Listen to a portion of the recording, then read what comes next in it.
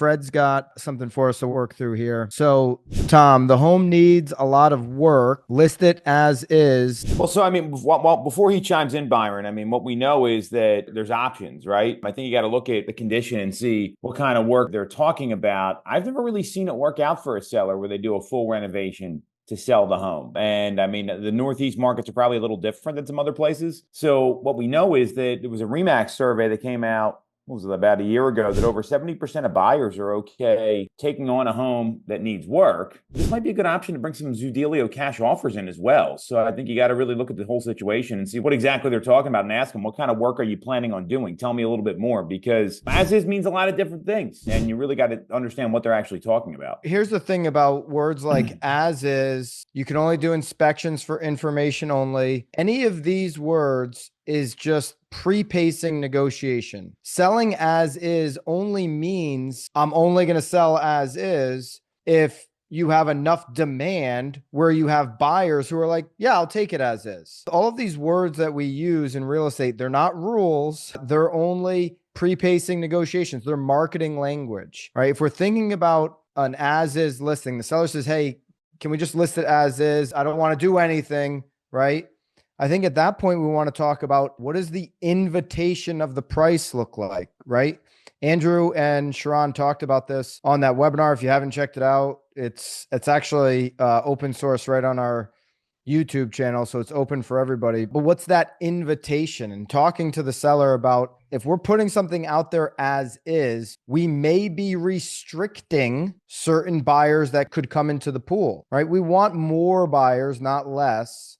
And if we're already putting out a signal to the market that we're not going to be really cooperative if you basically bring us a mortgage and there's a closing credit involved, we're flashing a signal. It's almost like when you talk about the invitation language that Sharon and Undam use, oh, we're sending out an invitation to the market that says you have to go out and buy a 3-piece tuxedo, spend $3,000 on a suit before you can ever come to this party. Well, some people are going to be like, I don't want to spend $3,000 on a suit just to come to this party on Friday night. It's at the local pub. Why would I want to do that? And so what does the invitation look like to the market? What's the signal that we're sending them? And a lot of times sellers, what they want as the outcome in the deal, they're conflating with how we're going to market, how we're going to invite people into the home up front. Okay, if this is the outcome that you're looking for, basically getting a very clean sale at the end of the day, what puts us in the best position to get there? A wider pool of buyers or a smaller pool of buyers? And just walking them through how the market's going to respond to the property, not how we're responding to the property. I'm not buying the property, right? I think Andrew had some great language there about just maximizing the equity in the property. And if our invitation isn't attractive enough, then we don't get enough options there to get that maximum equity. Yeah, the other thing I think it's important to add is know what your contract says, right? I mean, they're saying as is. Well, in Pennsylvania, every piece of real estate sold as is subject to inspection contingency. So we don't need to market it that way. It's already in the agreement. And then all of a sudden you can have a different conversation there. I think what Byron's saying is absolutely right. So knowing the agreement, understanding what you're inviting in when you say sell as is, I mean, there's a lot of things there you got to be mindful of.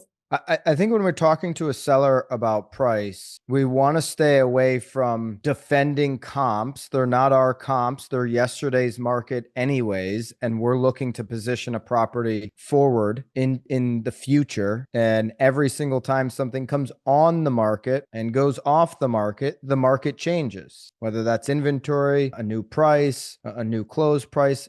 Every single time we see a market change. So it's not our job to defend comps that we're bringing. It's our job to present how the market is reacting, and that should anchor them back in to what they're seeing on the comps, right?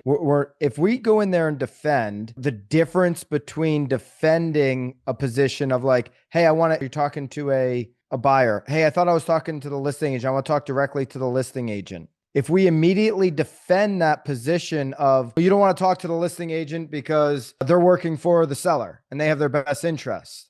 Mm-hmm. That statement is true, but that pushes a customer away.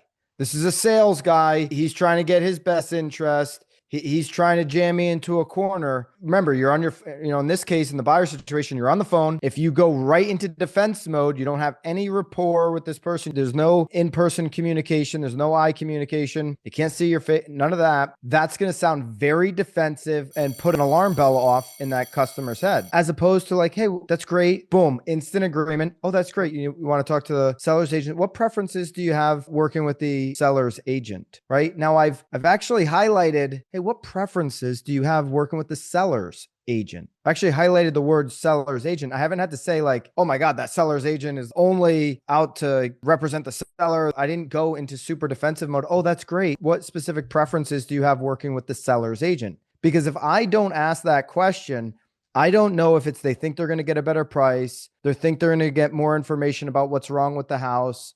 They think they're going to get somebody who knows the property better on the home tour, an easier scheduled home tour. I don't know which one of those 4 or 5 reasons that they're asking for the seller's agent. I think oftentimes when we defend, we're assuming, it's a natural instinct, we're assuming they have this objection, but they haven't articulated it enough. If we ask them, almost sound like an agreement. Oh, that's great. I haven't said, oh, it's great that you should be using the seller's. Oh, that's great. What specific preferences? They're going to respond to that. I'm going to get a little bit more information of exactly where their mind is on that. And then I'm going to be able to pivot from there, as opposed to the full court press defense, which pushes the customer away. And so I really like the conversation around invitation, detaching that list price from the sales price. If the outcome is truly to get an as-is sale, no strings attached, do we get there by restricting the market up front and trying to put the smallest thread through the smallest hole, or do we get there by having a lot of options?